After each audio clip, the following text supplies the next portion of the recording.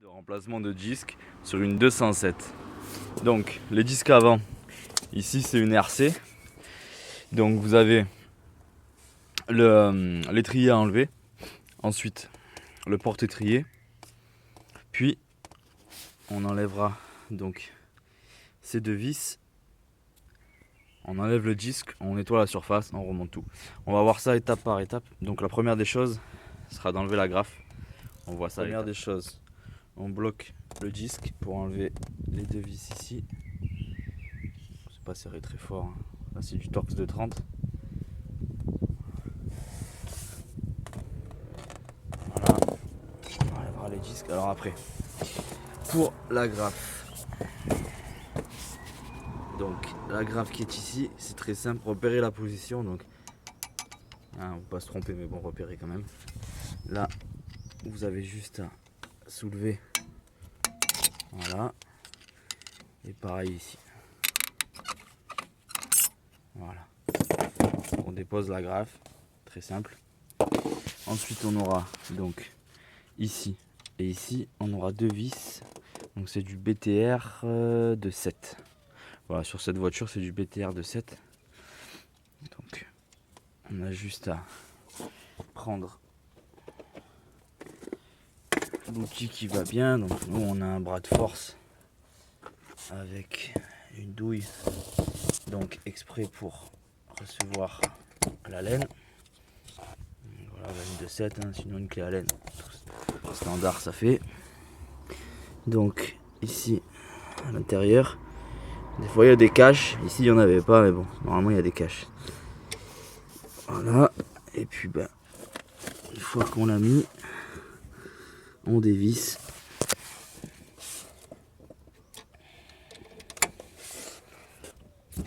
Voilà, on fait pareil en haut.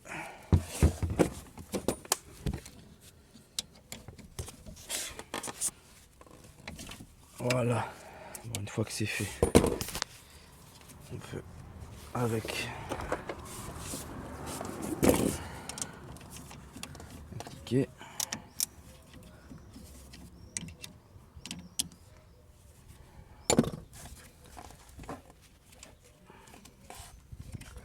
Là et là.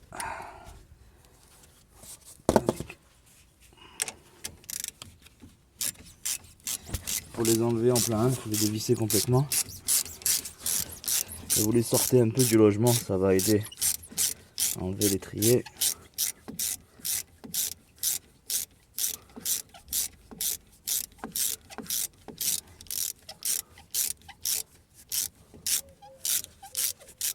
Voilà, vous les sortez comme ça.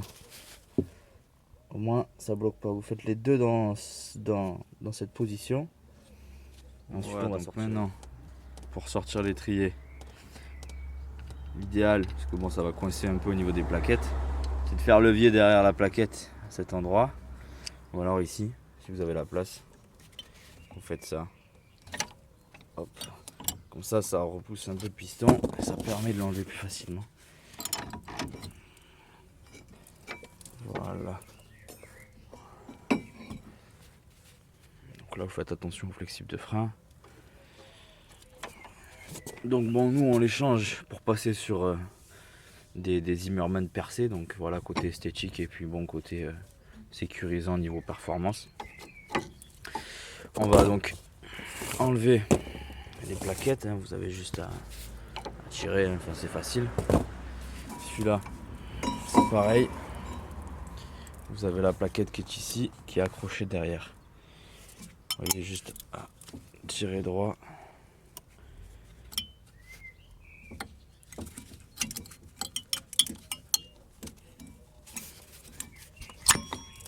Voilà, il faut que ça rentre, il n'y a qu'un sens, on ne peut pas se tromper parce que là ça n'y va pas, donc c'est facile. Ça, donc attention à pas vriller le flexible, on peut le poser ici par exemple, voilà. Donc alors, une fois qu'on a enlevé l'étrier, on va enlever le porte-étrier. Donc là, vous voyez,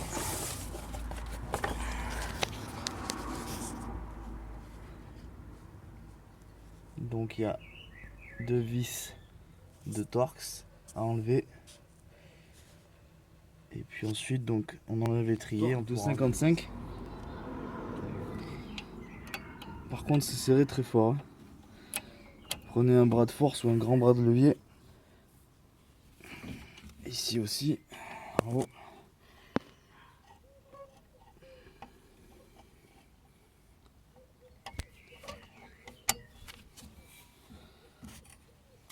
Voilà, on va dévisser avec un cliquet, ça ira plus vite. Ensuite on va sortir le pareil, il n'y a rien de compliqué. J'ai enlevé les 2 vis. Et vous le sortez. Donc sur les vis on remettra du Loctite au remontage. Voilà le porte-étrier. On va, avant le remontage, on va nettoyer donc les portées des plaquettes. On va nettoyer là aussi, hein, pour que ce soit propre. Donc on en arrive ensuite à remplacer le disque. Du moment qu'on a le disque, on va s'en servir, on va repousser, enfin en le posant l'étrier dessus. On va donc repousser le piston. On a juste à visser, hein, c'est facile. Et là, le piston rentre tout seul. Voilà, on sent qu'on est embuté, de toute façon, on peut pas aller plus loin. Et là, voilà, donc le piston est repoussé. On peut donc enlever le disque, remonter l'ensemble. On va voir le remontage. On va nettoyer donc les surfaces. Le disque, il a du mal à sortir. Vous pouvez taper là avec le marteau gentiment. Sinon avec une cale de bois derrière le disque pour le faire sortir. Souvent ça grippe à cet endroit au niveau du moyeu. Donc on va voir les étapes. Donc on va déjà nettoyer la surface d'appui du moyeu avant de remonter le nouveau disque. Pour que ce soit bien propre, pour que ça évite des déformations éventuelles sur le disque, des vibrations au freinage. C'est important de nettoyer cette phase d'appui. Parce que ça vient appuyer donc sur le disque. Et là il faut que ce soit vraiment très propre et très lisse. Il ne faut pas qu'il y ait d'imperfection. Bien nettoyer le moyeu. J'ai utilisé une brosse métallique et du papier à poncer. Donc une fois que c'est fait, on peut nettoyer la surface d'appui. Là c'est du nettoyant frein. Donc classique, hein, on trouve ça dans les grandes surfaces ou autres. Donc nos rotos, les centres spécialisés automobiles, ils en ont. Ça vaut pas très cher. Et c'est toujours utile, surtout quand on fait du freinage. Donc une fois qu'on a fait ça, on va avoir le montage du nouveau disque. Et ensuite, on va avoir donc le remontage du porte-étrier, des plaquettes. Et donc ensuite, on passera sur un autre tutoriel pour la purge des freins et pour le remplacement des disques et des plaquettes arrière sur donc la même voiture, sur la Peugeot 207. Du Zimmermann, donc percé, ventilé, hein, comme cela de toute façon. Je crois que c'est l'un des seuls fabricants qui fait ça pour ces modèles là. Donc les anciens disques on les met de côté. On a pris donc forcément les plaquettes, hein, quand on change les disques, c'est fortement conseillé, voire obligatoire on va dire, pour changer les plaquettes en même temps. Vous avez un petit manuel d'instruction, hein, voilà comment on a regardé. Là ça c'est pour comparer le disque, donc voir s'il n'a pas de voile. Si vous n'avez pas l'appareil, généralement cet appareil là, quand on est particulier on l'a pas. Donc bon, vous pouvez sauter cette étape, hein. De toute façon vous verrez bien si vous avez des vibrations. Donc une fois que c'est fait, vous avez, on va mettre un petit peu de la graisse cuivrée là pour éviter la corrosion des deux pièces. Et puis on va faire le montage. Donc prenez le temps des fois de lire ce qu'il y a à l'intérieur des cartons. Ça peut toujours donner des bons renseignements sur le montage des pièces. Déposer la graisse cuivrée, bon ça c'est un plus mais c'est mieux. C'est facile, juste à mettre le disque. Donc centrer les trous. De toute façon, il n'y a qu'un endroit où ça peut aller. Voilà, il faut que ce soit donc en face pour qu'on puisse mettre les deux petites vis. Donc bon, selon les fabricants c'est livré. Dans notre cas c'était pas livré. Il y a les deux vis à mettre. Donc bah, c'est du Torx de 30 hein, comme tout à l'heure.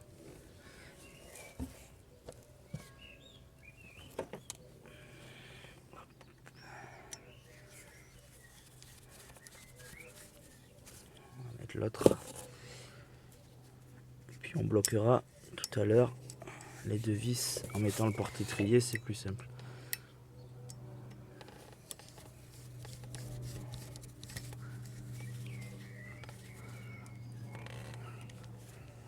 Donc il y a des disques qui sont avec une surface graisseuse. Ça, il faut nettoyer. Donc pour nettoyer les disques avec surface graisseuse, c'est nettoyer en frein, chiffon, on essuie les deux côtés, devant, derrière du disque. Ici, ils sont prêts. Donc bon, c'est un avantage. Il y a juste à remettre le porte-étrier, l'étrier et les plaquettes. On voit ça tout de suite. Précision, donc là sur les disques, de toute façon, quel que soit le fabricant, vous avez une épaisseur minimale. Donc pour la mesurer, donc là l'épaisseur minimale c'est 24. Donc 24 mm. Donc si vous voilà, pour savoir si vos disques sont usés, bon en plus de l'expérience avec l'arête quand on sent le chanfrein. S'il faut moins de 24 mm, il faut obligatoirement les changer. Voilà, donc c'est marqué sur chaque disque de n'importe quel fabricant, sur donc l'arête qui est ici. Donc on nettoie bien les surfaces, que ce soit propre les surfaces d'appui. Voilà, j'ai tout brossé.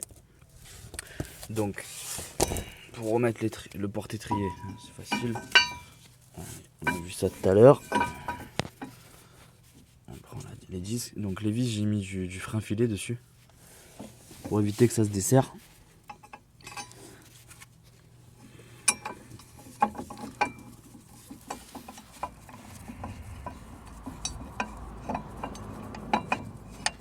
Voilà, juste bien centré. Voilà.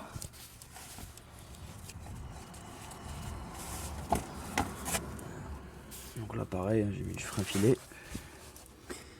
On met ça ici dans le deuxième trou. Et ensuite il n'y a plus qu'à serrer, donc assez fort comme vous avez pu voir au démontage, c'était quand même assez dur. Donc on va serrer les deux vis. Et ensuite on va bloquer donc les deux vis ici. C'est bien vissé, c'est bien serré les deux vis du porte-étrier. On va bloquer les deux vis qui s'entretiennent le disque. Donc on a mis un tournevis. Faut pas trop fort non plus, il faut juste que ce soit bloqué, mais il faut pas très fort. Là pareil.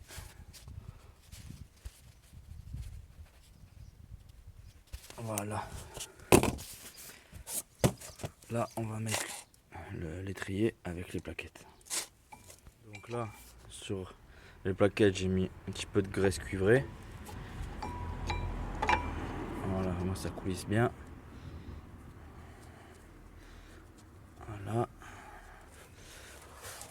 Donc ensuite on va prendre l'étrier qui est ici. Prends la plaquette, c'est pareil, voilà, j'ai mis de la graisse cuivrée. Donc tout là. La graisse cuivrée tout le tour. Là où ça vient en appui.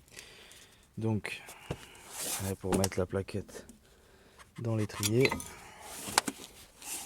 il faut comme tout à l'heure que les clips ils soient enclenchés à l'intérieur.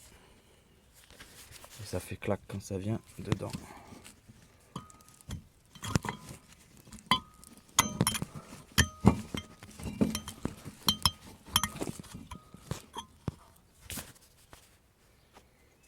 Une fois qu'on a entendu le clac et que les clips sont à l'intérieur, c'est qu'on est bon.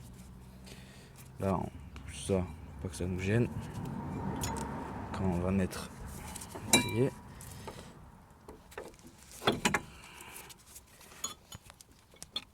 Donc là à ce stade, vérifiez quand même que le flexible n'est pas vrillé quand vous avez mis l'étrier, donc par exemple sur la jambe d'amortisseur ou ailleurs, pour pas que ça soit dangereux et qu'il s'abîme.